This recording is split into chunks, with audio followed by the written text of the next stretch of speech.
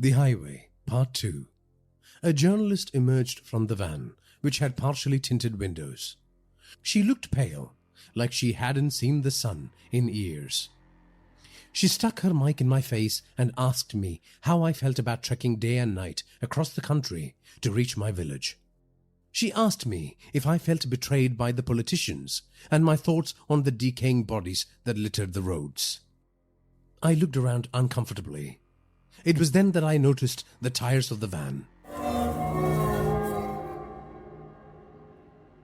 It was covered in gore. I examined the vehicle and its malicious features. "Where is your cameraman?" I asked. "He's filming from inside the vehicle," she said. "Where?" I asked. "Through the windows. Do you want me to repeat the questions?" she said. I peered through the part-tinted glass and could only make out the outline of something bulbous and wrinkled with a giant eye at its center. The vile mass of flesh seemed to fill up the entire back of the van. The van seemed to expand and contract ever so slightly. Hot, sulphurous breath emanated from the underside of the vehicle. Was it breathing? As far as I could tell, there was no one in the driver's seat. I distinctly remembered the journalist stepping out of the passenger side. "Who's driving?" I asked. The journalist did not respond. "Do you have anyone waiting for you at home? Or are you afraid that you will find their rotting bodies in bed by the time you complete your journey?" she asked. I was certain there was no fuel in the van, no method of propulsion to drive it across the diseased arteries of this nation. The thing in the back must fuel this nightmare machine. "Well, you're not very cooperative, sir," the journalist sighed.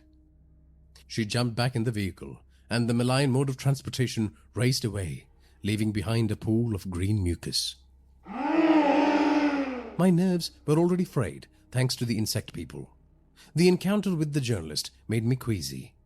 I vomited the bun I had for dinner almost immediately.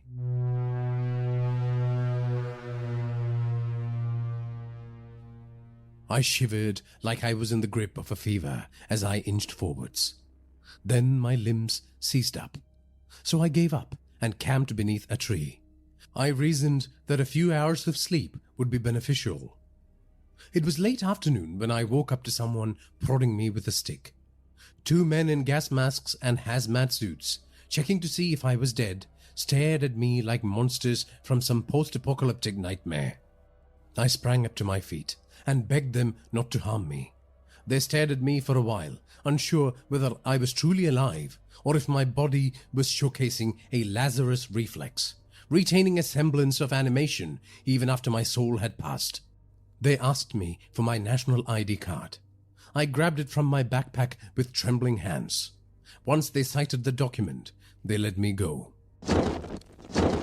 Behind them, their colleagues collected corpses and torched the fly people with flamethrowers. The apparitions buzz-screamed as they met their fiery ends. I watched on in horrified fascination. When they were done scouring the area, they clambered back up on the trucks ferrying the dead bodies. The words "Purify India Mission" were inscribed on its side panels. The entourage of vehicles engaged in the cleanup operation moved on. A purification agent with a flamethrower was eyeing me warily from the back of one of the vehicles, as if he was trying to make up his mind. I would not have been shocked if he sprang from his perch and chased me into the woods with the intention of roasting me to ash. But that didn't happen. I was left to endure a much worse fate: to keep walking.